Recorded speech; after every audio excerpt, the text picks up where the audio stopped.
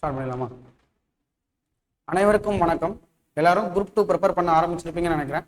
அந்த குரூப் 2ல ஒரு one of the இம்பார்ட்டன்டான பார்ட் எது அப்படின்னு சொல்லும்போது நமக்கு யூனிட் 8 அப்படின்னு சொல்லி நம்ம படிப்போம்.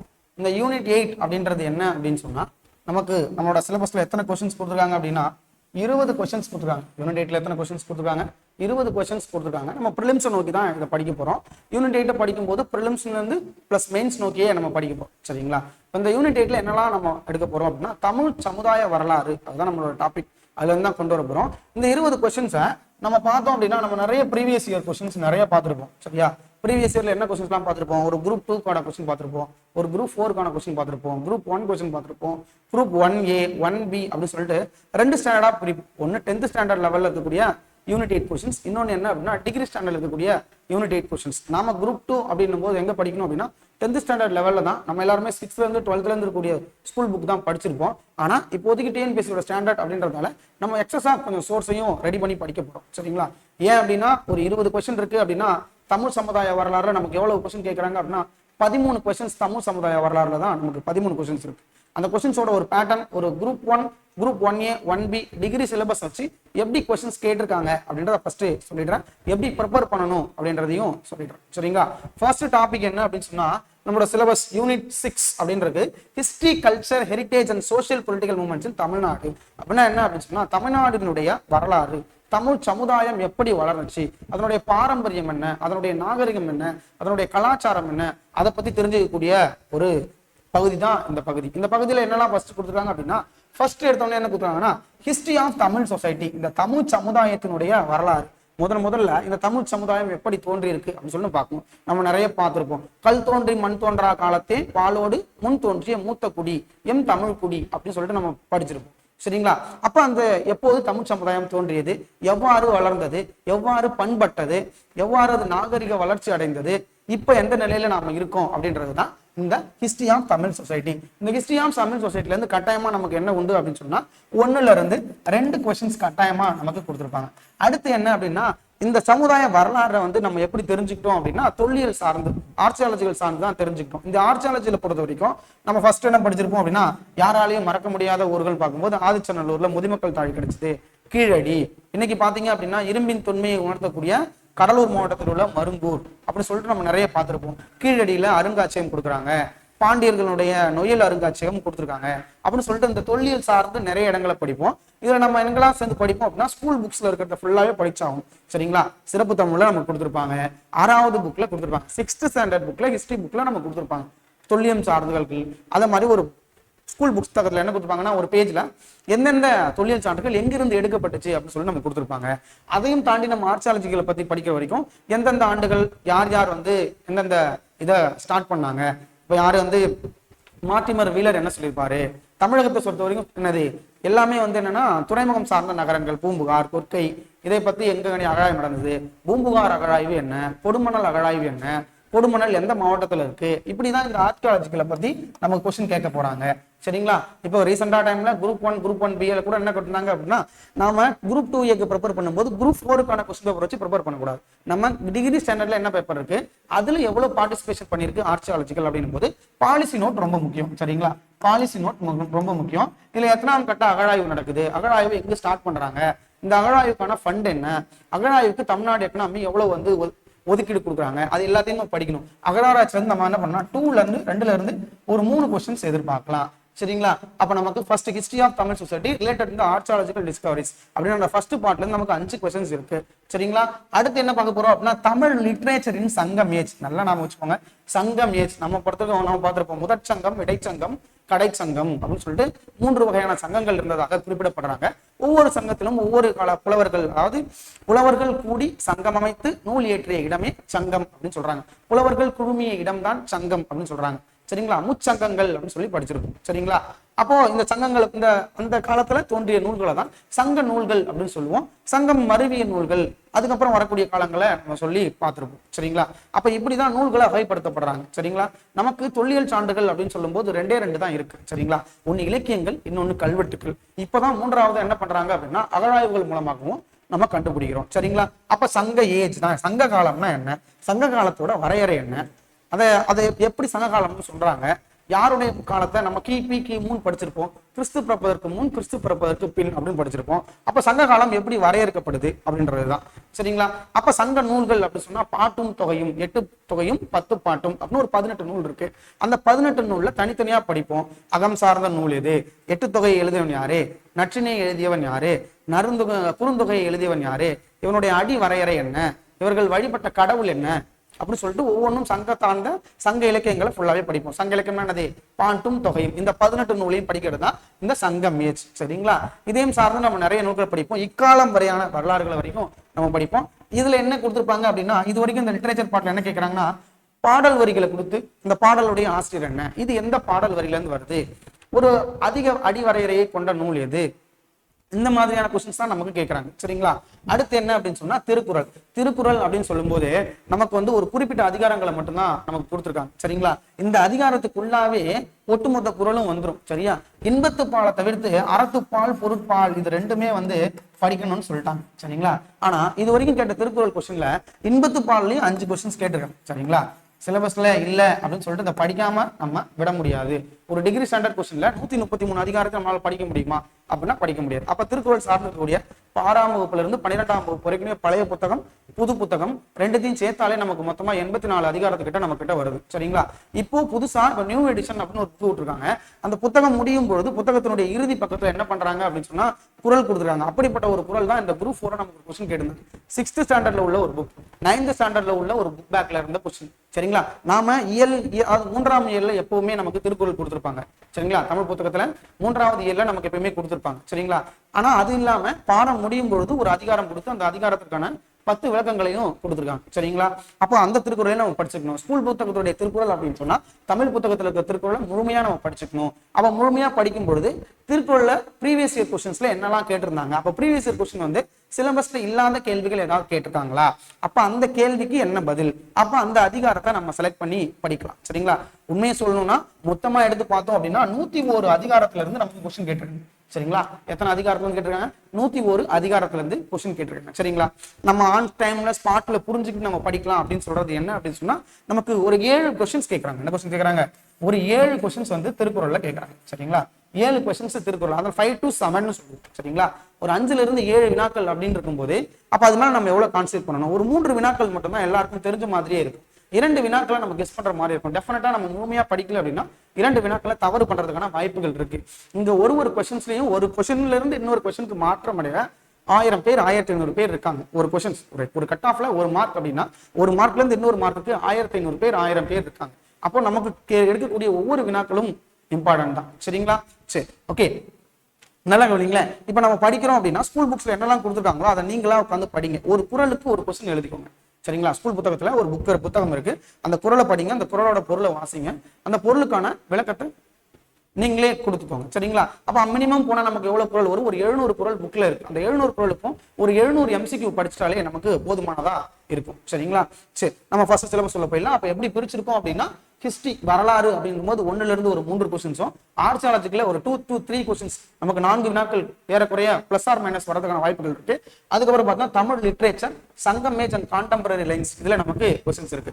இதையும் தாண்டி நம்ம எப்பவுமே படிக்கக்கூடிய திருக்குறள்ல கூட இம்பாக்ட் ஆஃப் திருக்குறள், ஹியூமானிட்டினா என்ன, அதோட வேல்யூஸ்னா என்ன அப்படின்னு சொல்லிட்டு இது எல்லாமே பார்ப்போம். சரிங்களா? Philosophical content of Thirukkural. சரிங்களா? அப்ப இது வரைக்குமே நமக்கு எத்தனை கொஸ்டின்ஸ் இருக்கு அப்படின்னா நமக்கு 12 to 13 கொஸ்டின்ஸ் இருக்கு. அரௌண்ட் 14 கூட நம்ம சொல்லலாம். அப்ப 10ல இருந்து 14 கொஸ்டின்ஸ் இதுலயே நம்ம எடுத்துக்கலாம். சரிங்களா? இதை தாண்டி இருக்கக்கூடிய Tamil Nadu rules and freedom struggles, early education of, இதெல்லாம் நம்ம பார்த்துருவோம். புலித்தேவர் பத்தி படிக்கக்கூடிய ஒன்று. அடுத்து என்ன படிப்போம்? பிரிட்டிஷ்னா என்னது, இந்த போர்கள்லாம் எங்க நடைபெற்றது, உடன்படிக்கைகள் என்ன அப்படின்னு சொல்லிட்டு நம்ம பார்த்துருப்போம். ஆனா நீங்க பாருங்களேன், இதெல்லாம் நம்ம டெஸ்ட்டுக்கு ப்ராக்டிஸ் பண்ணும்போது ஒரு சாப்டரா ப்ராக்டிஸ் பண்ணும்போது இதெல்லாம் நம்ம படிச்சிருப்போம். ஆனா இதே மாதிரி நம்ம கொஸ்டின்ஸ் கேட்டிருக்காங்களா அப்படின்னா கொஞ்சம் யோசிங்க. டிகிரி ஸ்டாண்டர்ட் சிலபஸோட கொஸ்டின் பேப்பர் எடுத்து வச்சு மட்டும் பார்த்து ரெஃபர் பண்ணுங்க. நமக்கு ரொம்ப ஹெல்ப்ஃபுல்லா இருக்கும்.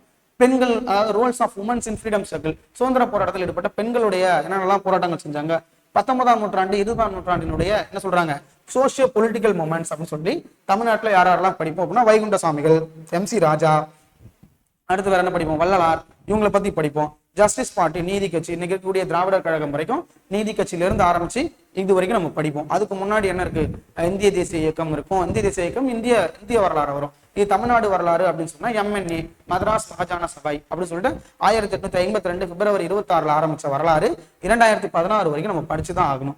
ஏன் அப்படின்னு சொன்னா நமக்கு என்ன கொடுத்துருக்காங்க அப்படின்னா இதுக்கு கான்ட்ரிபியூஷன் ஆஃப் தந்தை பெரியார் அண்ட் அண்ணா. சரிங்களா?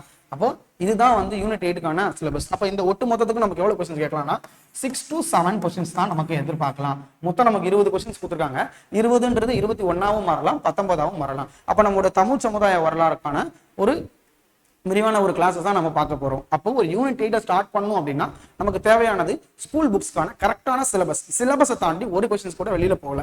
அப்ப நம்ம படிக்கும்போது ஸ்கூல் புத்தகத்துல எந்த கொஸ்டின்ஸை எப்படி கேட்கலாம் அப்படின்ற ஒரு முயற்சி தான் நம்ம ஸ்டார்ட் பண்ண போறோம். ஓகே, நமக்கான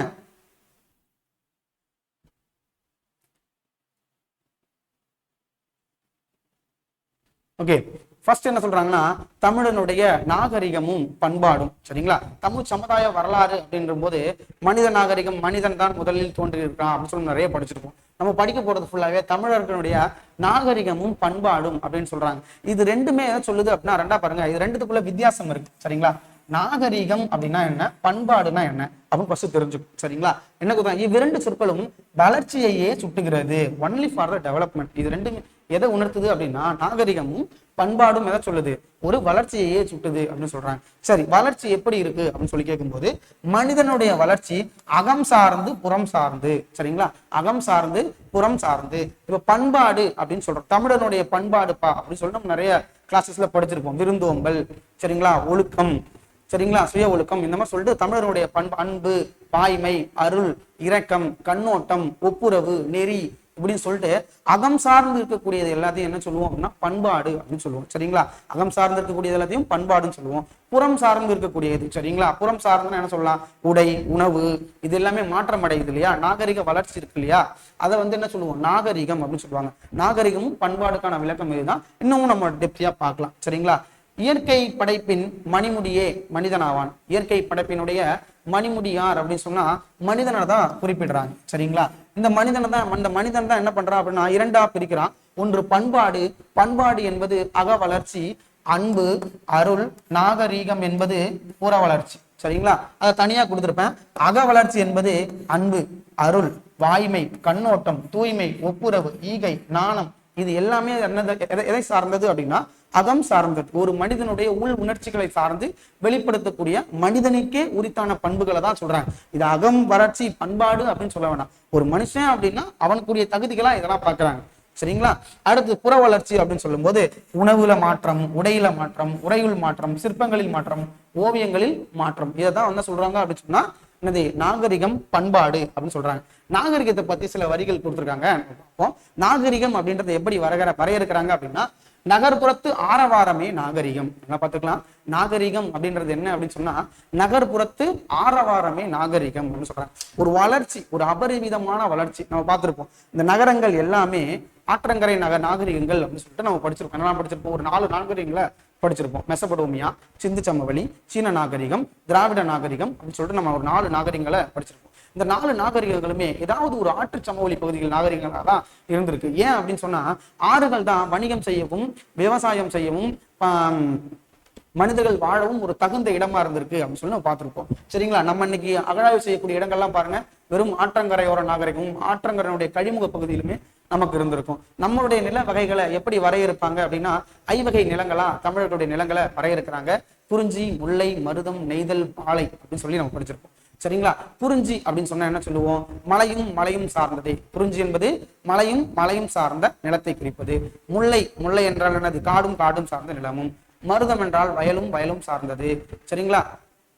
நெய்தல் அப்படின்னு சொன்னா கடலும் சார்ந்தது. பாலை அப்படின்றது என்னது, சுரம் சார்ந்த நிலம் என ஐவகை நிலங்களாக பிரிக்கிறாங்க. ஆனால் வரலாற்று ரீதியாக தமிழகத்துல 4 வகை நிலங்கள் மட்டுமே இருந்ததாகவும் 5ஆம் வகையான நிலங்கள் பின்பு தோன்றியதாகவும் குறிப்பிடப்படுறாங்க. சரிங்களா? குறிஞ்சி, முல்லை, மருதம், நெய்தல் அப்படின்னு சொல்லி நம்ம பார்த்திருப்போம். சரிங்களா? ஓகே, இந்த 5ஆம் வகை தலைவி யாரு அப்படின்னு சொன்னா கொற்றவைன்னு சொல்லுவோம். அந்த கொற்றவையினுடைய மகன் தான் முருகன். அந்த முருகனை தான் நம் தமிழ் கடவுளாகவும் போர்க்கடவுளாகவும் நம்ம கொண்டிருக்கோம். சரிங்களா?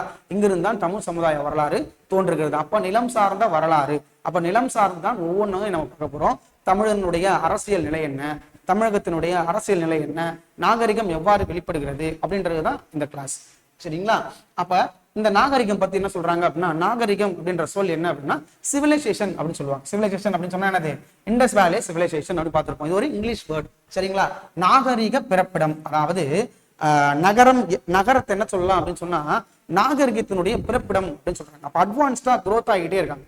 அதுதான் என்ன சொல்றாங்க அப்படின்னு சொன்னா நாகரிக பிறப்பிடம் என்று எதை சொல்லுவோம் அப்படின்னா நகரத்தை தான் குறிப்பிடுவோம். சரியா? நகரத்தை தான் என்ன சொல்லுவோம்? நாகரிக பிறப்பிடம் சொல்லுவோம். சரிங்களா? இந்த நகரங்கள் உருவாவதற்கு நான் முன்னாடியே சொல்லியிருந்தேன், எல்லா நகரங்களுமே ஆற்றங்கரையோர நகரங்களா தான் இருந்திருக்கு. இப்ப 3 வகையான நிலங்கள். ஒன்று என்னது? குறிஞ்சி என்பது மலையும் சார்ந்தது.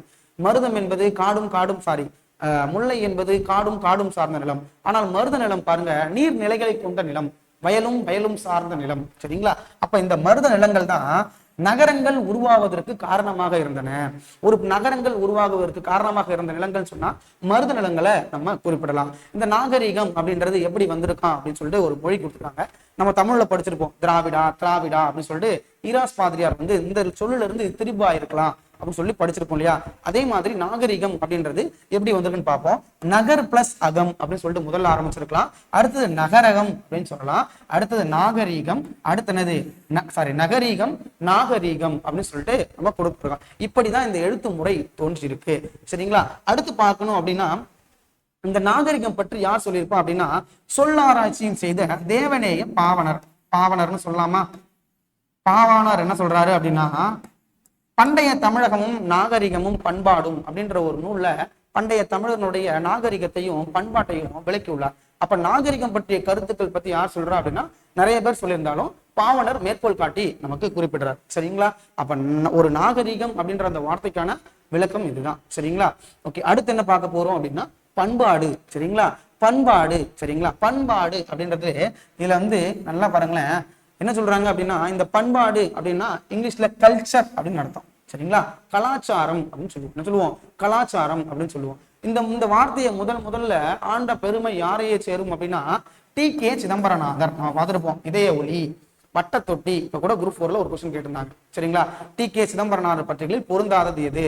திறனாளரா, ஆசிரியரா அப்படின்னு சொல்லி நிறைய பார்த்திருப்போம். வட்டத்தொட்டி போன்ற டிஸ்கஷனை வச்சுக்கக்கூடிய ஒரு நபர் தான் இந்த டி.கே. சிதம்பரநாதர். இவர் தான் என்ன சொல்றாரு அப்படின்னா முதல்ல இந்த பண்பாடு அப்படின்றத சொல்றாரு. சரிங்களா? இப்ப இந்த பண்பாடு அப்படின்றது எப்படி உருவாயிருக்கலாம் அப்படின்னு சொன்னா எதுக்கு எடுத்துக்காட்ட என்ன சொல்றாங்க அப்படின்னா நஞ்சை நிலம். நஞ்சை அப்படின்னா என்னது? நீர்வளத்தோடு இருக்கக்கூடிய ஒரு நிலத்தை தான் நம்ம நஞ்சைன்னு சொல்லுவோம். சரிங்களா? நஞ்சை, நன்மை கூட்டல் செய் அப்படின்னு சொல்லுவாங்க, நஞ்சைன்னு சொல்லுவோம். அப்ப இந்த இடம் எப்படி இருக்கும் அப்படின்னா நீர்வளத்தோடு இருக்கக்கூடிய வளத்தை தான் நஞ்சைன்னு சொல்லுவோம். இப்போ ஒரு நிலம் இருக்கு, அந்த நிலத்துல நீரை ஊத்தி என்ன பண்றாங்கன்னா அந்த நிலத்தை பண்படுத்தி அந்த நிலத்தை உழுது விளைச்சலுக்கு பயன்படுத்துறாங்க. அப்படிப்பட்ட ஒண்ணுதான் இப்ப காலத்திலே நம்மளே சொல்லுவோம் தமிழை பண்பட்ட மொழின்னு சொல்லுவோம். ஏன் அப்படின்னா பல்வேறு காலநிலைகளை கடந்து ஒவ்வொரு நிலையிலையும் மாற்றம் அடைந்து சொற்களில மாற்றம், எழுத்துக்களில சீர்திருத்தம் ஒவ்வொரு இடத்துலயும் நம்ம பார்த்திருப்போம். நம்ம பள்ளிக்கூட புத்தகத்திலே படிச்சிருப்போம், எழுத்து சீர்திருத்தம் செய்தவர்களில் 2 அப்படி சொல்லி படிச்சிருப்போம். யாரை படிச்சிருப்போம்? வீரமாமுனிவரையும் பெரியாரையும் நம்ம படிச்சிருப்போம். சரிங்களா? ஓகே, அப்ப எழுத்து சீர்திருத்தத்துல மிகவும் முக்கியமானவர் நம்ம வீரமாமுனிவரை எடுத்துக்கலாம். தமிழ் முனிவர்களில் ஒருவர் அப்படின்னு சொல்லிட்டு ராபி சேதுப்பிள்ளை அவரை குறிப்பிடுறாங்க. அப்ப தமிழ் மீது எவ்வளவு ஆர்வம் இருந்தா ஒரு தமிழனுடைய எழுத்து சீர்திருத்த ஒரு இத்தாலி நாட்டை சேர்ந்த ஒருவர் செஞ்சிருக்காரு அப்படின்னு பாருங்க. அப்ப தமிழ் எப்படிப்பட்ட மொழி அப்படின்றது, தமிழனுடைய வரலாறு எப்படிப்பட்ட வரலாறு அப்படின்றது இதுல இருந்தே நமக்கு புலப்படுது. சரிங்களா? அப்ப இது என்ன சொல்றாங்கன்னா ஒரு நிலத்தை, அதாவது ஒரு நிலத்தை தமிழோடு ஒப்பிடுறாங்க. எப்படி ஒப்பிடுறாங்க அப்படின்னா ஒரு பண்பாட்டோடு ஒப்பிடுறாங்க. எப்படி ஒரு மனிதன் ஒரு நஞ்சை நிலமானது எப்படி பண்பட்டு தனது வளர்ச்சியை அடைகிறதோ. சரிங்களா? ஒரு நிலம் இருக்கு, அதுல நிறைய தண்ணி பாய்ச்சி அதுக்கப்புறம் தான் ஏர் ஓட்டி என்ன பண்ணுவாங்க, நாத்து நட்டு வயல் பறிச்சு அதனுடைய அறுவடை செய்வாங்க. அதே மாதிரிதான் ஒரு பண்பாடு அப்படின்றது என்ன அப்படின்னு சொன்னா ஆரம்பத்துல தொடக்க காலங்கள்ல பொறுமையா ஆரம்பிச்சிருந்தாலும் ஒவ்வொரு காலகட்டத்திலையும் ஒவ்வொரு பண்பாட்டை ஏற்று அடுத்த நிலையை அடைந்து இன்னைக்கு பண்பட்ட தமிழ் சமூகமா நம்ம இருக்கோம். சரிங்களா? ஓகே, அப்போ பல்லாயிரம் ஆண்டுகளுக்கு முன்பு நம் தமிழ் சமூகம் எவ்வாறு இருந்தது அப்படின்றதுதான் தமிழ் சமுதாய வரலாறு. சரிங்களா? அடுத்து என்ன சொல்றாங்கன்னா ஒரு நம்மளே சொல்லுவோம்ல, நமக்கு மெச்சூரிட்டி வந்துருச்சா, இன்னைக்கு பயங்கரமா அந்த ஒர்க் தான் யூஸ் பண்ணுவோம். அதான் சொல்லுவோம் பக்குவம் அடைஞ்சிட்டோம் அப்படின்னு சொல்லுவாங்க. அதுதான் பக்குவப்பட்ட மனிதனை பண்பட்ட மனிதன் என்போம். பக்குவப்பட்ட மனிதன் என்ன சொல்லுவோம் அப்படின்னா பண்பட்ட மனிதன் சொல்லுவோம். சரிங்களா? நம்மளே சொல்லுவோம்ல, வந்தவங்களுக்கு ஒரு தண்ணி குடுத்தியா, தமிழர் பண்பாடுன்னா என்ன அப்படின்னு தெரியுமா, அதே தான் நம்ம கொடுத்துருக்காங்க. எதோடைய பண்பாட்டை எதோட ஒத்து போறாங்க அப்படின்னா நிலத்தையும் உள்ளத்தோடு ஒப்பிடுகிறார்கள். சரியா? ஏன் அப்படின்னா தமிழர்கள் நிலத்தையும் உள்ளத்தையும் புலன் என்கின்றனர். தமிழர்கள் நிலத்தை என்ன சொல்றாங்க? புலன் அப்படின்னு சொல்லி குறிப்பிடுறாங்க. சரிங்களா? நம்ம ஒரு ப்ரீவியஸ் கொஸ்டின்ல கூட பார்த்திருப்போம். புலன் என்பது தொல்காப்பியத்தில் குறிப்பிட்டிருக்காங்க அப்படின்னு சொல்லிட்டு ஒரு ப்ரீவியஸ் கொஸ்டின் கூட நம்ம படிச்சிருக்கோம். சரிங்களா? தொல்காப்பியத்துலதான் தொல்காப்பியர் குறிப்பிடார். சரிங்களா? ஓகே, தொல்காப்பியர் குறிப்பிடார். அப்ப நிலத்தை எதோட விடுறாங்க?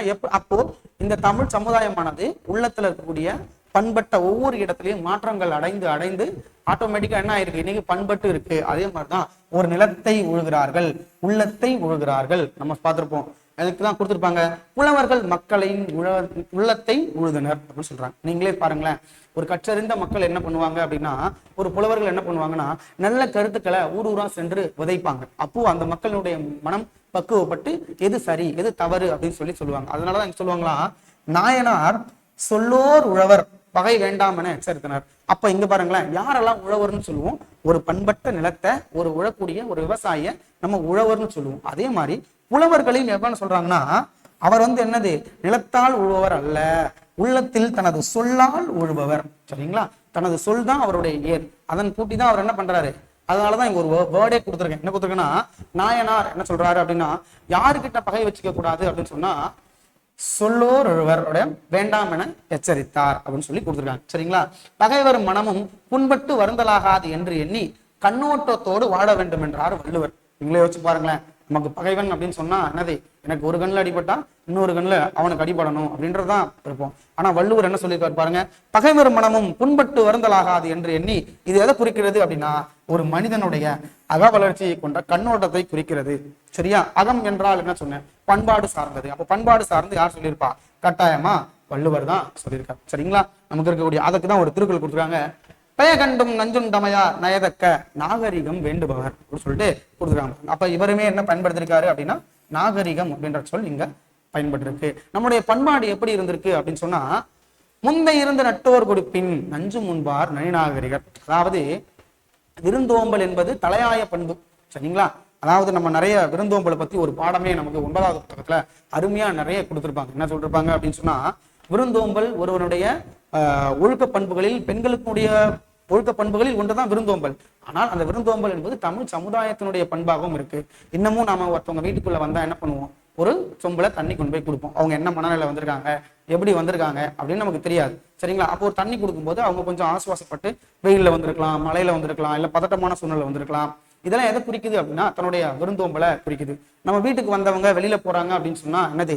கொஞ்ச தூரம் அவங்களுக்கு வெளியில வழி அனுப்புவோம். இதைதான் நம்ம காலின் பின் 7 அடி சென்று அப்படின்னு சொல்லிட்டு பூர்ணராற்றுப்படையில நமக்கு குறிப்பிடப்பட்டிருக்கும். எல்லாமே பள்ளிப்பாட புத்தகத்துல தான் இருக்கு. நம்ம சிலபஸ் ஓரியன்டா கரெக்டா கவர் பண்ணோம் அப்படின்னா கொஞ்சம் விரைவான நம்ம அந்த சிலபஸை முடிச்சிடலாம். சரிங்களா? ஏன்னா டிஎன்பிசி சிலபஸ்ல தான் கொஸ்டின் எடுக்கிறான். சரிங்களா? கண்டமேனிக்கு நம்ம அட்ட படிக்கணும் அப்படின்றது கரெக்ட் தான். இருந்தாலும் சிலபஸ் ஓரியன்டா மற்ற படிச்சு முடிச்சுட்டு அடுத்த இம்பார்ட்டன்ஸை நமக்கு அதுக்கு கொடுத்துக்கலாம். சரிங்களா? அப்போ நற்றினை தான் சொல்லுது. என்ன சொல்லுது? மொத்தம் நஞ்சே கொடுத்தாலும் நம்ம பார்த்திருப்போம். 7ஆம் அறிவு படம் பார்த்தோமா? அதுல தான் அந்த போதி தர்மர்னு ஒருத்தர் இருந்திருப்பார். தமிழ்நாட்டை சேர்ந்த ஒரு அரசர் தான் போதி தர்மர். அவர் என்ன பண்ணிருப்பாரு அப்படின்னா, அவருக்கு நஞ்சு கொடுப்பது நம்மளே கொஞ்சம் காமெடியா பார்த்திருப்போம். நஞ்சு கலக்கப்பட்டதை உணர்ந்தும் அவர் அதை சாப்பிட்டாரு அப்படின்னு சொல்லுவார். அப்ப பாருங்க, அவர் ஒரு தமிழர்னு நம்ம படம் எடுத்திருக்கோம். அப்ப என்ன அர்த்தம்? இந்த நச்சினை சொல்லக்கூடிய இந்த வரிக்கு அவரை நம்ம ஒரு எடுத்துக்காட்டா நம்ம குறிப்பிடலாம்.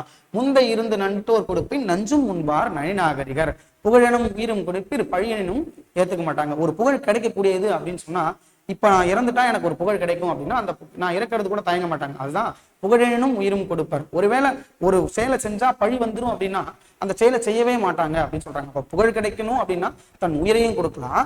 பழி வருது அப்படின்னா என்ன பண்ண மாட்டாங்க? தன் உயிரே போனாலும் அதை ஏத்துக்க மாட்டாங்க. சரிங்களா? அப்ப இது எதை குறிப்பிடப்படுது அப்படின்னா அக வளர்ச்சியில் வரக்கூடிய பண்பாட்டில் வரக்கூடிய வாய்மையை நடத்துகிறது. சரிங்களா? அப்ப இதுதான் நாகரிகம்னா என்ன, பண்பாடுனா என்ன அப்படின்னு சொல்லி பார்க்கக்கூடியது. தமிழ் சமுதாயம் எப்படி வளர்ந்துச்சு அப்படின்னு சொல்லிட்டு நம்ம ஒன்னொன்னா பார்க்க போறோம். இப்ப தமிழ் சமுதாயங்களை பத்தி பார்க்கும்போது நம்ம ஒரு 2000 ஆண்டுகள் தொன்மையானது அப்படின்னு சொல்லி படிக்கும். ஏன்னா நம்ம 2025 இருக்கோம். அதனால என்ன சொல்றோம் அப்படின்னா 2000 ஆண்டுகள் தொன்மையானது அப்படின்னு சொல்லிட்டு தான் வரலாற்று புத்தகங்கள் எல்லாமே நமக்கு கொடுத்துருப்பாங்க. சரிங்களா?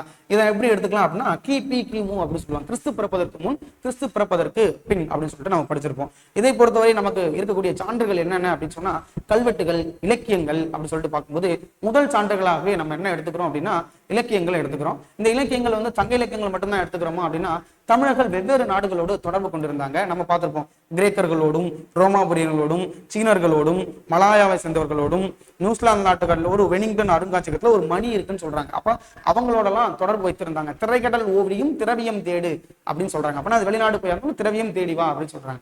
அப்போ அதுக்கான மீனிங் என்ன அப்படின்னு சொன்னா, கடல் சார்ந்து வணிகம் செய்தார்கள், கடல் சார்ந்து ஆட்சி செய்தார்கள் அப்படின்றத நமக்கு புலப்படுத்துது. சரிங்களா?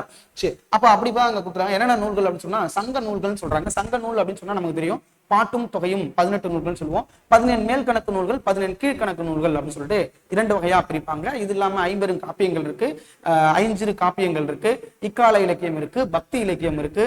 இப்படிதான் நம்ம ஒரு காலகட்டத்தை பிரிப்பாங்க. சரிங்களா? அப்போ ஒரு ஐடென்டிஃபைக்காக என்ன கொடுக்குறாங்க அப்படின்னா, கிறிஸ்து பிறப்பதற்கு முன்பு 3 நூற்றாண்டுகளும் கிறிஸ்து பிறப்பதற்கு பின்பு 3 நாட்களும், இந்த 6 நூற்றாண்டுகளை தான் என்ன சொல்றாங்க அப்படின்னு சொன்னா சங்க காலம் அப்படின்னு சொல்லிட்டு விளையாடுறாங்க. அப்ப எந்த சங்க காலம் அப்படின்னு சொல்லும் போது நமக்கு 3 சங்கங்கள் பத்தி கொடுத்துருவாங்க. முதற் சங்கம், இடைச்சங்கம், கடைச்சங்கம் அப்படின்னு சொல்லி கொடுத்துருப்பாங்க. சரிங்களா? இதுல என்னெல்லாம் பார்த்திருப்போம் அப்படின்னா, நமக்கு முழுமையாக கிடைத்த ஒரு இலக்கிய சான்று அப்படின்னு எதுவுமே இல்லை. முதலில் கிடைத்த இலக்கிய சான்று அப்படின்னு சொன்னா அகத்தியர் அப்படின்னு ஒருத்தர் இருக்கார். அகத்தியர் நம்ம நிறைய படத்தெல்லாம் பார்த்திருப்போம். தமிழ் படங்கள்ல பார்த்தோம் அப்படின்னா அகத்தியம் அப்படின்னு சொல்லுவாங்க. அதாவது 5 இலக்கணத்தையும் கூறக்கூடிய ஒரு நூல் எது அப்படின்னு சொன்னா அகத்தியம்னு சொல்லுவாங்க.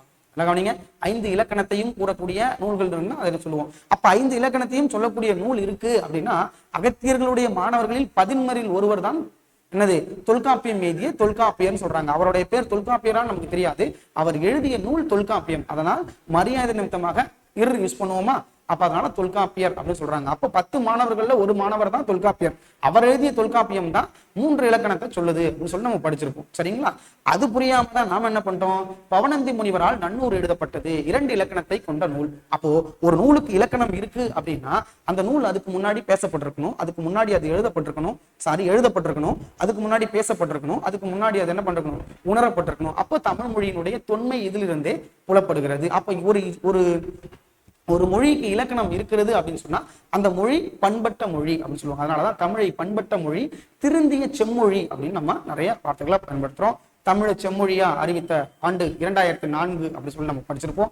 சரிங்களா? அப்போ இதுதான் நம்ம குறிப்பிடப்படுறாங்க. சங்க நூல்களும் கிரேக்க உரோமானிய ஆசிரியர்களும், சரியா, நம்ம ஆசிரியர்கள் மட்டும் இல்ல, கிரேக்க உரோமானிய ஆசிரியர்களும் இங்கிருந்து வணிகம் சேர்ந்தது, இங்கிருந்து பொருள் வந்தது அப்படின்னு சொல்லிட்டு நிறைய ஏற்றுமதி இறக்குமதி பற்றியெல்லாம் நமக்கு குறிப்பிடப்பட்டிருப்பாங்க.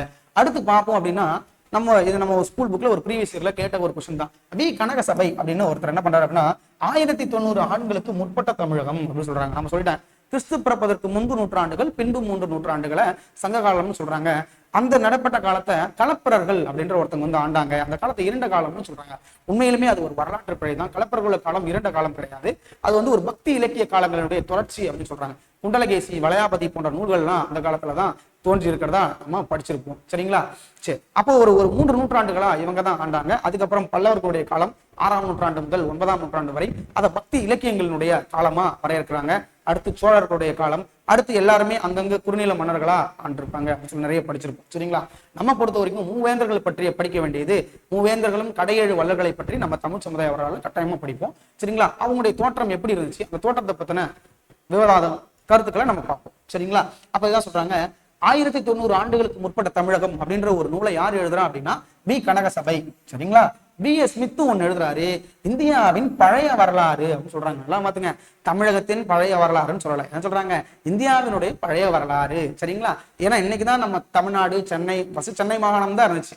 ஆங்கிலேயர் வந்ததுக்கு அப்புறம் தான் எல்லாமே ஒருங்கிணைக்கப்பட்டுச்சு, ஒரு இன்டகிரேட்டட் ஒரு கண்ட்ரியா மாறினது இந்தியா அப்படின்னு சொன்னா என்னது.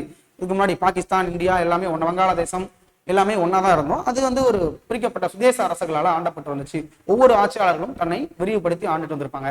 ஒரு கன்ஸ்ட்ரக்டடா ஒரு இந்தியா அப்படின்னு வந்தது எங்க இருந்து அப்படின்னா ஆங்கிலேயர்களுடைய கிழக்கிந்திய கம்பெனி வந்ததுக்கு அப்புறம் தான் நம்ம பார்த்துருக்கோம். சரிங்களா? பிரிட்டிஷ் காலனியில இருந்து நிறைய படிச்சிருக்கோம். சரிங்களா?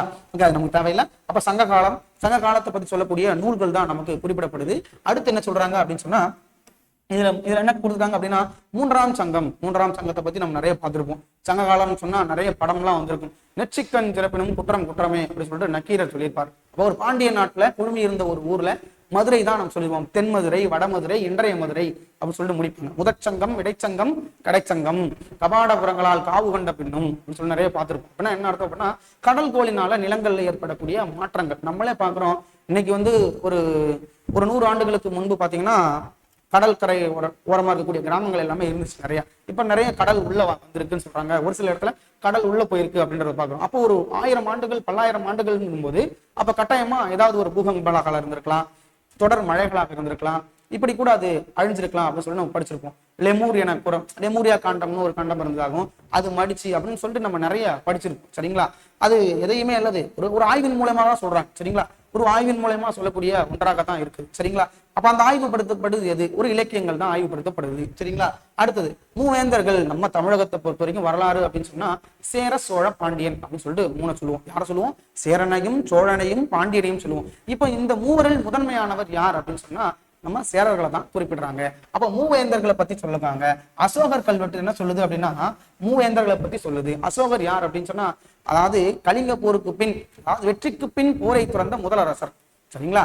அசோகருடைய 2,13 பேராணை கல்வெட்டு தான் என்ன சொல்லுது அப்படின்னா மூவேந்தர்களையும் அவன் வெற்றி கொண்டான் அப்படின்னு சொல்லி அங்க நம்ம குறிப்பிடப்படுது. அங்க இருக்கக்கூடிய சுதேச அரசர்களையும், அதாவது எப்படி சொல்லணும் அப்படின்னா நம்ம இவங்க இருக்காங்க இல்லையா, கடையேழு வளர்கள் கொண்ட ஒரு குறுநில மன்னர்கள் இருக்காங்க இல்லையா, அவங்களையும் வெற்றி கொண்டான்னு நம்ம குறிப்பிடப்படும். சரிங்களா?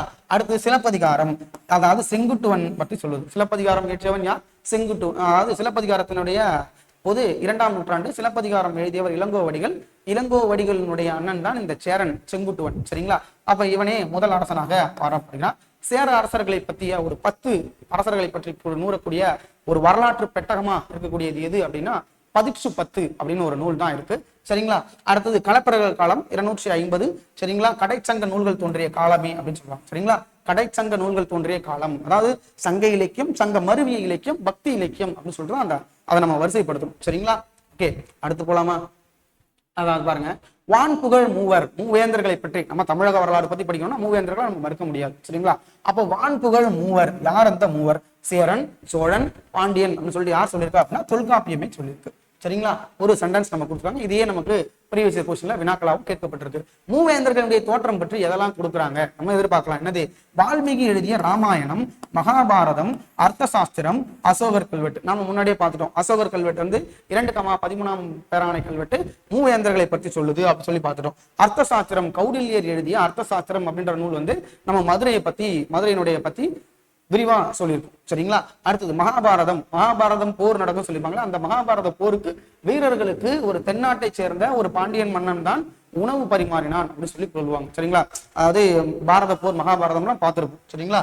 மகாபாரதம் பார்த்திருப்போம். 18 நாள் சண்டைக்கு சாப்பிட்றதுக்கு சாப்பாடு கொடுத்தது யாரு அப்படின்னா ஒரு தமிழ் மன்னன் தான் அப்படின்னு சொல்றாங்க. சில வரலாற்று அறிஞர்கள் களப்பரர்கள் தான் தமிழர்கள் அப்படின்னு சொல்றாங்க. சரிங்களா? வால்மீகி எழுதிய ராமாயணமும் என்ன சொல்லுது அப்படின்னா மூவேந்தர்களை பத்தி சொல்லுது. சரிங்களா? அப்ப அரசன் சரிங்க சார், ஒரு சங்க காலத்தினுடைய அரசர்களை பத்தி படிக்க போறோம் அப்படின்னா, ஒரு அரசியல் நிலையை பத்தி படிக்க போறோம் அப்படின்னா முதல்ல அரசன் எப்படி தோன்றி இருக்கலாம் அப்படின்ற ஒரு காரணம் இருக்கு. அரசனை என்ன சொல்லுவோம் அப்படின்னா போ அப்படின்னா அரசன் சொல்லுவோம், போ அப்படின்னா பசுன்னு சொல்லுவோம். சரிங்களா? அப்ப யோசிச்சு பாருங்களேன், அரசன் கையிலும் செங்கோல் உண்டு, பசு மாடுகளை மேய்ப்பவன் கையிலும் ஒரு கோல் உண்டு. அப்ப அரசனை போ எப்படின்னு உருவாயிருக்கலாம் அப்படின்னா பசுவை வந்து செல்வமா கருதுறாங்க. நம்ம பார்த்திருப்போம். பாடுவதற்குரிய திணைகள் சொல்லிட்டு பாடான் திணை வரைக்கும் 10 திணைகளை கொண்டது பாடான் திணைன்னு சொல்லி பார்த்திருப்போமா? அதுக்கு முன்னாடி இருந்த 8 திணைகள் என்னது?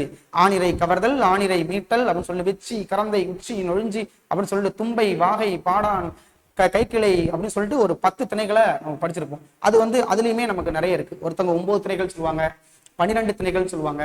புறப்பொருள் என்பாமாலை தான் 12 திணைகள்னு சொல்லுவோம். அப்போ இதுலயுமே சொல்றேன் இல்லையா, ஒவ்வொருத்தரும் பண்பட்டு ஆட் பண்ணிட்டே வராங்க. சரிங்களா? ஓகே, அப்ப பசுவினுடைய அந்த பசுவை காவல் காக்கும் பொழுது ஒரு கோல் வச்சிருக்கான். அப்போ ஒரு போர் நடைபெறுகிறது, பசுவை செல்வமாக கருதுகிறார்கள். அப்ப ஆகையால அந்த இடத்துல ஒரு தலைவன் தோன்றிருக்கலாம், பிற்காலத்தில் அது அரச முறையாக இருந்திருக்கலாம் அப்படின்னு சொல்லி சொல்றாங்க. சரிங்களா? அப்ப இப்படிதான் தோன்றி இருக்கு. அப்ப அரசனுடைய செங்கோலும் ஆயனுடைய கோலும் ஆகும். முல்லை நிலத்துக்கு தான் சொந்தமானது எது? பசு. அப்ப ஆயன் ஆட்சியர், இடையன் இடைச்சியர் அப்படின்னு சொல்லுவோம். அப்ப ஆயன் நிலத்தில் அரச முறை தோன்றி இருக்கலாம் என சீனிவாச ஐயங்கார் குறிப்பிட்டிருக்கலாம். சரிங்களா?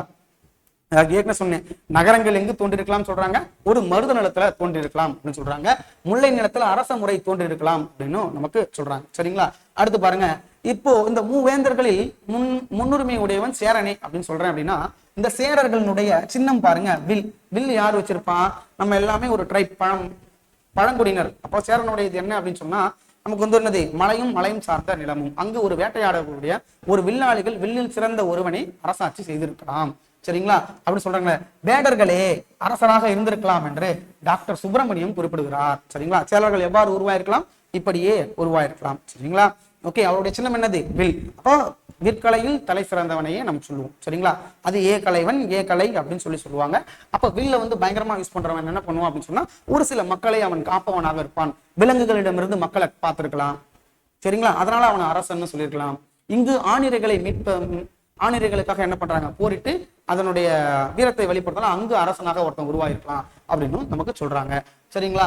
அவரும் கையில வில் போல் வைத்திருந்தார்கள் அப்படின்னு சொல்லி குறிப்பிடுறாங்க. இதுல சேர சோழ பாண்டியர்களை சேரரே முதன்மையானவர் அப்படின்றத சொல்லியாச்சு. அதை வந்து தொல்காப்பியரும் சொல்றாரு. என்ன சொல்றாங்க? போந்தை வேம்பே ஆரணம் அப்படின்னு சொல்லிட்டு ஒரு லைன் இருக்கு. போந்தை வேம்பே அப்படின்னு சொல்லிட்டு என்ன சொல்றாங்க? ஒரு லைன் கொடுக்குறாங்க. அதை தொல்காப்பியர் தான் குறிப்பிடுறாங்க. சரிங்களா? ஓகே, இப்ப சேரனை பத்தி சொல்லணும் அப்படின்னு சொன்னா, இதெல்லாம் வந்து அவனுக்கு நம்ம கொடுக்கக்கூடிய பட்டங்கள். இப்ப சேரன் எப்படி சொல்ற? சேரர்கள் அப்படின்னு சொன்னா ஒவ்வொருவருக்கும் ஒவ்வொரு பேர் இருந்திருக்கும். அதுல ஒரு முதன்மையான பெயர்களா இதெல்லாம் பார்க்கப்படுறாங்க. வானவர், வில்லவர், குடவர், புட்டுவர், பொறையர், மல்லர். சரியா? மல்லர். இது எல்லாமே யாரை குறிக்கிறது? சேரனை குறிக்கக்கூடிய ஒரு நேம்களா இருக்கு. சேரர்களில் முதன்மையாக சொல்லக்கூடிய ஒரு நூல் எது அப்படின்னா பதிற்று. சேர அரசர்களுடைய 10 அரசர்களை பற்றி கூறக்கூடிய ஒரு நூல் தான் பதிற்று. சரிங்களா?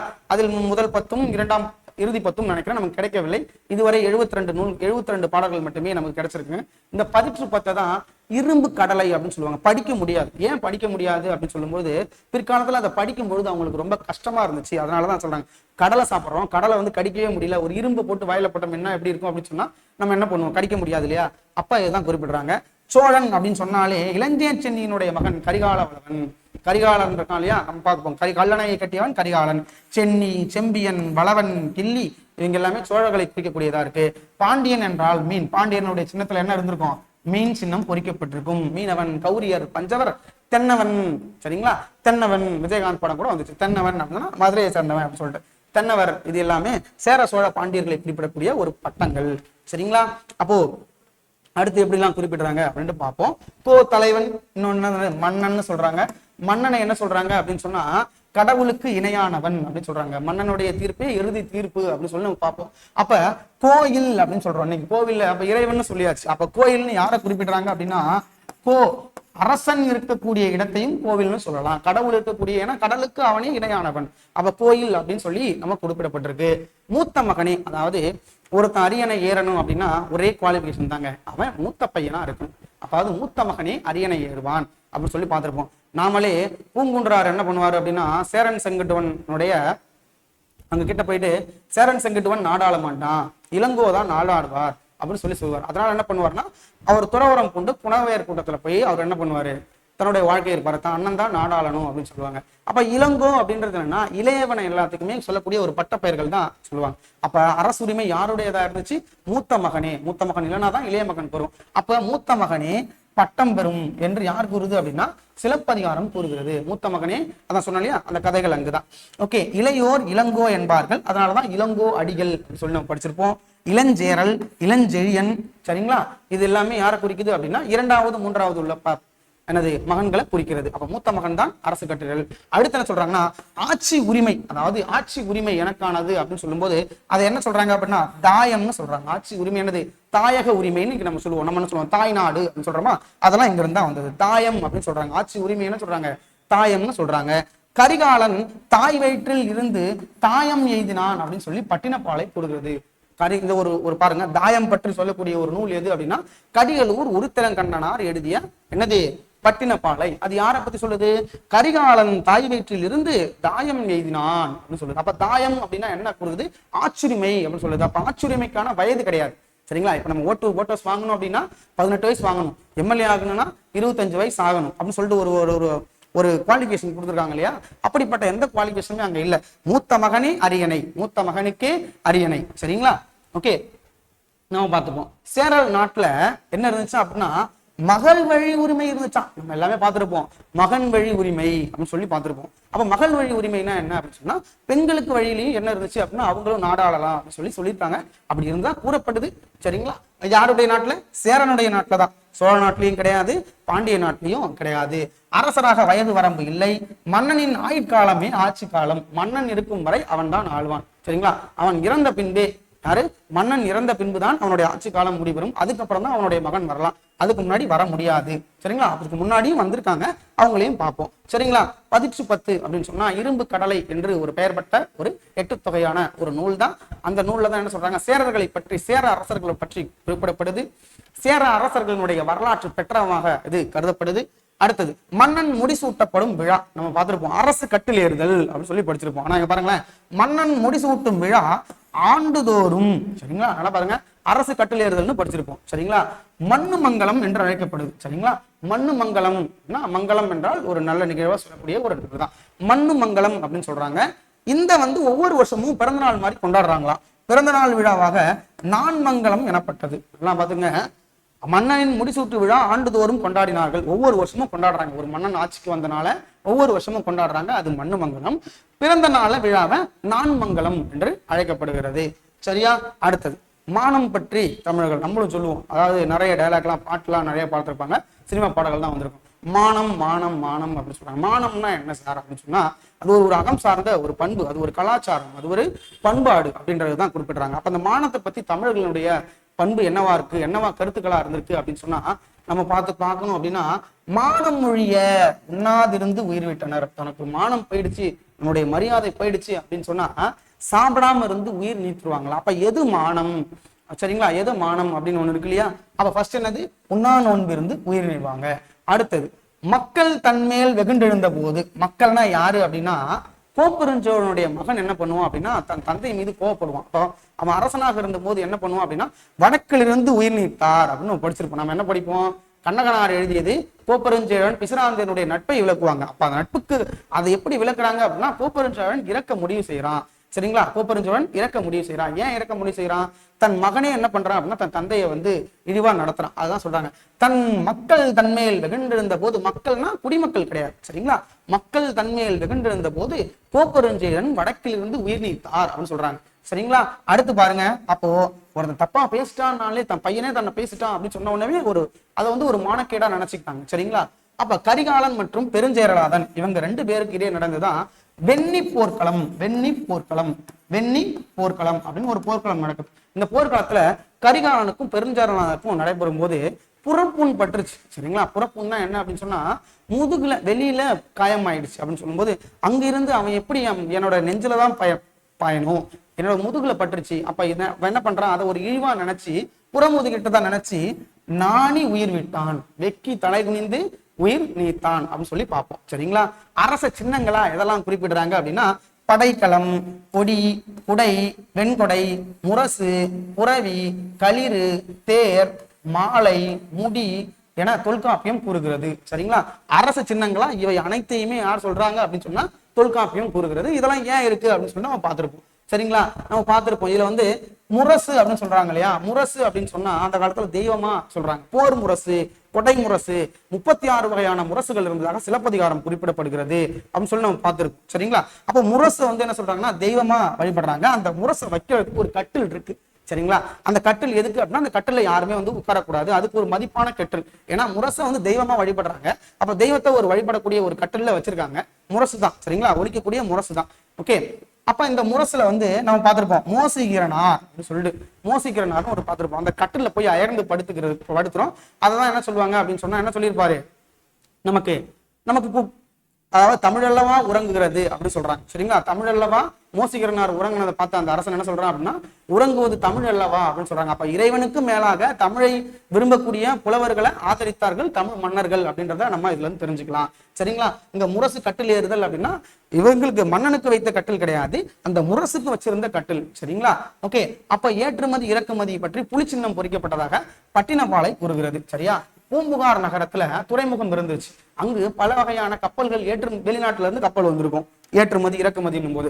அப்ப எந்த நாட்டு கப்பல்னு கண்டுபிடிக்கிறதுக்கு பதிலா ஒவ்வொரு நாட்டையும் சேர்ந்த கொடிகள் பறக்கப்பட்டிருந்துச்சு அப்படின்னு சொல்லுவாங்க. புலி கொடி பறக்கப்பட்டிருந்துச்சு அப்படின்னு சொல்லாதான் புலி சின்னம். அப்ப புலியை சின்னமாக கொண்ட ஒரு கொடி. அப்ப சின்னங்கள்ல என்ன வந்துருச்சு, கொடி வந்துருச்சா? வெண்கொற்ற கொடி அமைதியின் உண்ணமாக இருக்கும்னு சொல்லுவாங்க. வெண்கொற்ற குடை அப்படின்னு சொல்லி நம்ம ஒரு குடையின் கீழ் மக்களை அரசாட்சி செய்தார்கள் அப்படின்னு சொல்லுவாங்க. சரிங்களா? அடுத்து என்ன சொல்றாங்க, களிறு, தேர், மாலை, முடி தொல்காப்பியம் என அரசு சின்னங்களாக தொல்காப்பியம் குறிப்பிடுகிறது. அடுத்தது அரசு கடிதங்கள் இருக்கு இல்லையா, ஒரு நாட்டிலிருந்து இன்னொரு நாட்டுகளுக்கு அரசு கடிதங்கள் இருக்கும்போது அதுல என்ன முத்திரைகள் பயன்படுத்தப்பட்டுச்சு அப்படின்னா மண்ணாலான முத்திரைகள் பயன்படுத்தப்பட்டுச்சு அப்படின்னு சொல்றாங்க அரசு கடிதங்கள்ல. சரிங்களா? அடுத்தது வந்து அரசர்களுக்கு உதவி புரிவதற்காக ஐம்பெருங்குழுவும் எண்பேராயமும் இருந்ததாக சிலப்பதிகாரமும் மணிமேகலையும் மதுரை காஞ்சியன 3 நூல்களுமே குறிப்பிடப்படுகிறது. நாம மணிமேகலை படிக்கும் போது ஸ்கூல் புத்தகத்துல கொடுத்துருப்பாங்க 80,000 8 பேரு, 50,000 5 பேரு அப்படின்னு சொல்லி தனித்தனியா படிச்சிருப்போம். படைத்தலைவர் மட்டும்தான் 2 இதுலயும் இருக்காங்க அப்படின்னு சொல்லி நம்ம ஒரு கொஸ்டின் ரிலேட்டடாவே படிச்சிருப்போம். ஆனா மதுரை காஞ்சி அப்படின்ற நூலும் நமக்கு அந்த செய்தியை குறிப்பிடுது. ஓகே, சங்க காலத்தினுடைய அரசு நிலை இதைத்தான் சொல்லுவாங்க. அரசு கட்டளேறுதல் இதெல்லாம் வந்து ஒரு அரசியல் நிலை சார்ந்து நமக்கு இருக்கக்கூடிய சங்ககால அரசியல் நிலைகளை பத்தி ஒரு செய்திகள். சரிங்களா? அடுத்து என்ன அப்படின்னா சங்ககால மகளிரினுடைய நிலை. சங்ககாலம் முதல் இக்காலம் வரை மகளிரினுடைய நிலையை ஒரு வரிசையா தொகுத்து நம்ம கொடுத்துருக்கோம். சரிங்களா? ஓகே, இப்ப பாருங்களேன், நம்ம மகளிரை பத்தி தெரிஞ்சுக்கணும் அப்படின்னு சொன்னா மகளிர் அப்படின்னு சொன்னாலே கல்வெட்டுகளிலும் பெண்கள் எப்படி இருந்தாங்க முன்னாடி இருந்தவங்களை பத்தி எப்படி தெரிஞ்சுக்க முடியும்? கல்வெட்டுகள் மூலமாக தெரிஞ்சுக்கலாம். அடுத்து என்னது? இலக்கியங்கள் மூலமாக நம்ம தெரிஞ்சுக்கலாம். அப்ப மகளிரினுடைய பண்புகள் என்னென்னவா இருந்திருக்கு தமிழ் சமுதாயம் சொல்லுது அப்படின்னு பார்க்கும்போது ஃபர்ஸ்ட் தொல்காப்பியர் என்ன சொல்றாரு அப்படின்னா ஒரு பெண் அப்படின்னு சொன்னா அவங்களுக்கு என்னதான் இருக்குன்னா தமிழ் பெண்களுக்கு அச்சம் மடம் நாணம் பகிர்ப்பு வடிவேலு காமெடி பார்த்திருப்போம். சரிங்களா? அவளும் பெண்தானே, அச்சம் மனம் நாணம் பகிர்ப்பு இருக்கத்தானே செய்யும் அப்படின்னு சொல்லுவாங்க இல்லையா? அப்போ தமிழ் பெண்களுக்கு அப்படிய ஒரு விஷயங்களா யார் சொல்றா அப்படின்னா தொல்காப்பியர் சொல்றாரு. சரிங்களா? அடுத்து பாருங்க, பெண்ணிற்குரிய பண்புகள் என்ன சொல்றாங்க அப்படின்னா கற்பு, அதுதான் தலையாய ஒன்றாக உள்ளது. பெண்ணிற்குரிய பண்புகளில் தலையாய ஒன்றாக இருக்கக்கூடியது எது அப்படின்னு சொன்னா கற்பு. அடுத்தது காமம், ஒழுக்கம், சுற்றம் போற்றல், விருந்தோம்பல், பொறை. சரியா? இந்த விருந்தோம்பல் அப்படின்றது என்ன அப்படின்னு சொன்னா பெண்களுக்கும் இருக்கும் ஆண்களுக்கும் இருக்கக்கூடிய ஒரு தமிழ் சமுதாயமே போற்றக்கூடிய ஒரு மரபா இருக்கக்கூடியதுதான் விருந்தோம்பல். சரியா? அதிவீரராம பாண்டியர்லாம் அந்த விருந்தோம்பல் பற்றி நல்லொழுக்கங்களினுடைய தொகுப்பு அப்படின்னு சொல்லிட்டு எழுதியிருப்பார். ஒரு விருந்தோம்பலை எப்படி எல்லாம் கொடுக்கணும் அப்படின்னு சொல்லிட்டு நம்ம எழுதியிருப்பார். சரிங்களா? அடுத்தது அந்த காலத்துல பெண்களுக்கு வந்து காதலுக்கு முழு உரிமை வழங்கப்பட்டது. சரிங்களா? காதலுக்கு என்ன கொடுத்துருக்காங்க அப்படின்னா முழு உரிமை வழங்கப்பட்டதுன்னு சொல்றாங்க. ஆனால் என்ன கோட்பாடு கொடுத்துருக்காங்க அப்படின்னா தமிழ் சமுதாயத்தினுடைய கோட்பாடு என்னவா இருக்கு அப்படின்னா ஒருத்திக்கு ஒருவன். நிறைய சினிமாஸ்ல டயலாகா பார்த்திருக்கலாம். ஒருத்திக்கு ஒருவன் தான், கற்சம் மனம் நாணம் பகிர்ப்பு. அப்ப இது எல்லாமே நம்மளுடைய சமூகம் சார்ந்து அதை நம்ம காமெடியா கடந்துட்டோம். ஓகேங்களா? அடுத்தது ஆடவர்க்கே சொத்துரிமை. சரியா? ஆடவருக்கே சொத்துரிமை நம்ம முன்னாடியே பார்த்ததுதான். அப்ப ஆடவருக்கு தான் சொத்துரிமை. மூத்த மகனே அரியணை ஏறுவான். அப்ப பெண்களுக்கு சொத்துரிமை இல்லை. சரிங்களா? பெண்களுக்கு சொத்துரிமை இல்லை. அரச உரிமையில இருந்த பெண்களுக்கு கூட சொத்துரிமைகள் இல்லைன்னு சொல்றாங்க. அது வந்து ஒரு சில இடத்துல என்ன கொடுத்துருக்காங்க அப்படின்னா அரச உரிமையில இருந்த பெண்களுக்கு சொத்துரிமை இருந்துச்சு. அவங்க வந்து தன்னோட இதங்களை நிலங்களை தானமா வழங்கியிருக்காங்க, கோயில்களுக்கு நன்கொடைகளா கொடுத்துருக்காங்க. அப்படிப்பட்ட செய்திகளும் கல்வெட்டுல இடம்பெற்றிருக்கு. சரிங்களா? ஓகே, அடுத்தது பெண்களுக்கு 2ஆம் இடமே, ஆனால் ஆண்கள் தான் முதலிடம். ஆனால் பெண்களுக்கு 2ஆம் இடம் தான். ஆனா அந்த காலத்துல பெண்களை அடிமையாக நடத்தப்படவில்லை. இந்த காலத்துல பெண்களை அடிமையாக நடத்துற மாதிரி அந்த காலத்துல அடிமையா நடத்தல. சரிங்களா? ஓகே, அடுத்தது பெண்களுக்கு தாம் ஆடவரே உயிர். நம்ம படிச்சிருப்போம். என்ன படிச்சிருப்போம்? ஒரு ஆணுக்கு எதை உயிர்னு சொல்லுவோம்? வினையே ஆடவருக்கு உயிர் என்று குறுந்தொகை சொல்லுது. அதே சங்க இலக்கியமான என்ன சொல்றாங்கன்னா பெண்களுக்கு எது உயிர் அப்படின்னா அவர்களுடைய கணவன் தான் உயிர். அதான் சொல்றாங்க ஆடவரே உயிர். சரிங்களா? அடுத்து என்ன கொடுக்குறாங்க? விருந்தோம்பலே சிறந்த ஒழுக்கம் அப்படின்னு சொல்றாங்க. விருந்தோம்பலே ஒழுக்கங்களில் சிறந்த ஒழுக்கமாக எதை கருதுறாங்க அப்படின்னு சொன்னா ஒரு பெண்களுக்கான ஒழுக்கங்கள்ல விருந்தோம்பலை குறிப்பிடப்படுறாங்க. சரிங்களா? அடுத்து போலாமா? பெண்ணை வீட்டுக்கு விலக்கு என்று புறநானூறு கூறுகிறது. சரிங்களா? புறநானூறு என்ன சொல்லுது அப்படின்னா பெண்களை வீட்டுக்கு விலக்கு அப்படின்னு சொல்லுவாங்க. நம்ம இக்காலத்துல இருந்த பாரதிதாசன் கூட என்ன சொல்லியிருப்பாரு அப்படின்னா குடும்ப விலக்கு அப்படின்னு சொல்லிட்டு ஒரு பாடல் எழுதியிருப்பார். சரிங்களா? அப்ப அதனுடைய 5 பாட்டா பிரிச்சு அதுல பெண்கள் எப்படி இருக்கணும், பெண்களுடைய எப்படி முன்னேறி வரணும் அப்படின்னு சொல்லிட்டு பெண்களுக்கு ஆண்கள் எவ்வாறு சப்போர்ட் பண்ணணும் அப்படின்னு சொல்லிட்டு ஒரு ஒரு ஒரு ஒரு பெண்கள் சார்ந்த ஒரு நூலாவே அந்த குடும்ப விலக்கு, ஒரு குடும்பம் சார்ந்த ஒரு குடும்பம் எவ்வாறு இருக்க வேண்டும் அப்படின்னு சொல்லி ஒரு நூலாவே நம்ம பார்த்திருப்போம். அப்ப இங்கேயும் சொல்றாங்க விளக்கு நம்ம படிச்சிருப்போம். மனைவிக்கு விளக்கு, ஒரு வீட்டுக்கு விளக்கு போன்றவள் யார் அப்படின்னா பெண். அந்த பெண்ணுக்கு எது முக்கியம் அப்படின்னா குழந்தை, அந்த குழந்தைக்கு எது முக்கியம் அப்படின்னா கல்வி அப்படின்னு சொல்லிட்டு நம்ம நிறைய படிச்சிருப்போம். சரிங்களா? ஓகே, அப்ப அதான் சொன்ன கணவனை இழந்த பெண் துன்புற்றனர். அதாங்க சங்க காலமா இருந்தாலும் இக்காலமா இருந்தாலும் கலப்பர காலமா இருந்தாலும் பக்தி காலமாக இருந்தாலும் சேரனே சோழனே பாண்டியனே ஆண்டாலும் மூவேந்தனமே ஆண்டாலும் என்ன கொடுத்துருக்காங்க? கணவனை இழந்த பெண் துன்புற்றனர். வளையெல்லாம் உடச்சு போட்டுருவாங்க, வெள்ளப்புடவை கட்ட சொல்லுவாங்க, முடியெல்லாம் அழிச்சிடுவாங்க, மொட்டை அடிச்சிருவாங்க. அது எல்லாமே அந்த காலத்துல இருந்திருக்கு. சரிங்களா? அதுதான் குறிப்பிடப்படுறாங்க. உடன்கட்டை ஏறுதும் பழக்கமும் அங்க இருந்திருக்கு. அதுக்கு ஒரு எக்ஸாம்பிள் தான் பூதபாண்டியனின் மனைவி பெருங்கோப்புண்டு தீ புகுந்ததை புறநானூறு குறிப்பிடுகிறது. அங்க அருகில் இருந்தவங்க அதெல்லாம் ஒண்ணும் புக வேண்டாம் அப்படின்னு சொன்னாலும் அவங்க என்ன பண்றாங்க அப்படின்னா தீ புகுன்றாங்க. சரிங்களா? என்ன கூட்டுறாங்க அப்படின்னு சொன்னா என்ன நூல் சொல்லுது? பூதபாண்டியனின் மனைவி பெருங்கோப்புண்டு புறநானூறு தீப்புகுவதை கூறுகிறது. உடன்கட்டை ஏறுதல், பத்மாவத் அப்படின்னு ஒரு படம் பார்த்தோமா, சரிங்களா? அந்த படத்தையே பார்த்துருக்கலாம். உடன்கட்டை ஏறுதல்னு சொன்னா ராஜாராம் மோகன் ராய் தான் 1829 வில்லியம் பெண்டிங் மூலமா அதை ஒழிச்சிருப்பார், சரிங்களா? ஓகே, பரத்தையர் யார்? இந்த பரத்தையர் அப்படின்னா செல்வ நகரங்களில் வாழக்கூடிய ஒரு டான்ஸ் ஆடக்கூடிய ஒரு மகளிரை தான் பரத்தையர் அப்படின்னு சொல்லுவோம். பரத்தையர் அப்படின்னு சொன்னா யாரை சொல்லுவோம்? அவங்களுக்கு இன்னொரு பேர் என்னன்னா பொண்டி மகளிர் அப்படின்னு சொல்லுவாங்க. ஒரு எக்ஸாம்பிளா யாரை சொல்லலாம் அப்படின்னா மாதவி இருக்காங்க இல்லையா, மாதவி ஒரு பரத்தையர், சரிங்களா? ஏன்னா ஆடல் கலையில் சிறந்த ஒருவரை தான் பரத்தையர்னு சொல்லுவாங்க, சரிங்களா? இவங்க செல்வமிக்க நகரங்கள்ல தான் வாழ்வாங்க. ஓகே, ஒரு எக்ஸாம்பிளுக்காக தான் மாதவின்னு சொன்னேன். சமண மதம் என்ன சொல்லுது அப்படின்னா பெண்ணை பாவ பிறவி என்றது. அதனாலதான் சமணம் தோத்து போச்சு. பெண்ணை பாவ பிறவிகள் அப்படின்னு சொல்லிட்டு சமணம் பெண்ணை சொல்லுது. அது ஒரு தவறான விஷயம். அதனாலதான் சைவமும் வைணவமும் செழித்தோங்கியது, பக்தி இலக்கிய காலங்களாக தொடங்கினது. பலதார மனம் நடைமுறையில் இருந்துச்சு, சரிங்களா? பலதார மனம் என்ன இருந்துச்சு? நடைமுறையில இருந்துச்சு. சோழ காலத்துல பெண்களுக்கு வளர்ச்சின்றதே இல்லை. சோழ காலத்துல பெண்களுக்கு என்ன இல்லை அப்படின்னு சொன்னா வளர்ச்சி அப்படின்றதே இல்லை. என்னதான் நம்ம பொன்னியின் செல்வன் பார்த்து குந்தவைன்னு நிறைய பார்த்திருந்தாலும் பெண்களுக்கான கல்வியிலேயோ எதுலையுமே வளர்ச்சி இல்லை அப்படின்னு தான் நமக்கு குறிப்பிடப்படுது. அடுத்தது பல்லவர் காலத்துல அப்போ நம்ம ரொம்பவும் இழிவுபடுத்தக்கூடிய ஒண்ணா இருந்தது எது அப்படின்னா தேவதாசி முறை, சரிங்களா? தேவதாசி முறை அப்படின்னு சொன்னா தேவ அடியார்கள்னு சொல்லுவாங்க. கடவுளுக்கு தொண்டு செய்யக்கூடிய அடியார்களை தான் தேவதாசி அப்படின்னு சொல்லுவாங்க. பிற்காலத்துல ஒவ்வொரு படையெடுப்பின் பொழுதும் வந்த ஆட்சியாளர்கள் அங்க இருக்கக்கூடிய கடவுளுக்கு பணி செய்யக்கூடிய பல்வேறு சமயங்கள் சார்ந்து வந்தக்கூடிய ஆட்சியாளர்கள் என்ன பண்றாங்க, பல்வேறு பழக்க வழக்கங்களை கொண்ட ஆட்சியாளர்கள் என்ன பண்றாங்க, அந்த முறை தவறாக சித்தரிக்கப்படுது அப்படின்னு சொல்லிட்டு நம்ம வரலாறு படிக்கும் போதே பார்த்திருப்போம். முகமது கவான் அப்படின்னு சொல்லிட்டு ஒரு அமைச்சர் இருந்திருப்போம். அந்த அமைச்சருடைய அவையில 10,000 மகளிர்கள் இருந்தாங்க, அழகிய மகளிர்கள் இருந்தாங்கன்னு சொல்லிட்டு நம்ம ஹிஸ்டரியில படிச்சிருப்போம், சரிங்களா? ஓகே, அப்ப தேவதாசி முறை யாருடைய தோன்றியது? பல்லவர்களுடைய காலத்தில். நாமளே படிச்சிருப்போம். சோழ நாடு சோறுடைத்து, சேர நாடு பாண்டிய நாடு முத்துடைத்து, பல்லவர்கள் நாடு சான்றோர் உடைத்து அப்படின்னு படிச்சிருப்போம். ஆனா அப்படிப்பட்ட பல்லவர் காலத்துலதான் தேவதாசி முறை தோன்றுச்சு அப்படின்னு நமக்கு சொல்றாங்க, சரியா? ஓகே, அடுத்தது என்ன சொல்றாங்க? தஞ்சையில 400 பெண்கள் இருந்ததாக குறிப்பிடப்படுறாங்க. பாத்துங்க, தஞ்சாவூர் சோழநாண்ட பகுதி தான். அந்த சோழநாண்ட தஞ்சையில 400 பெண்கள் தேவதாசி அடிகளாக இருந்ததாக குறிப்பிடப்படுறாங்க. முத்துலட்சுமி ரெட்டி தான் இந்த பிற்காலத்துல என்ன பண்ணிருப்பாங்க அப்படின்னு சொன்னா கேன்சல் பண்ணிருப்பாங்க, சரிங்களா?